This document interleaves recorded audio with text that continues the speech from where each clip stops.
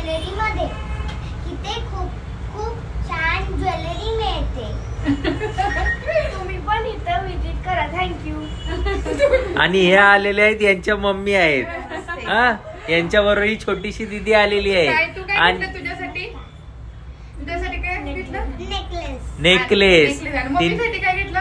Mummy ते तुम्ही काय नाही घेतलं? तू नाही घेतलेलं मग मम्मीने मम्मीने काय घेतलं? मम्मीसाठीच घेतलाय ना. आणि तू मावशीसाठी घेतलं काय?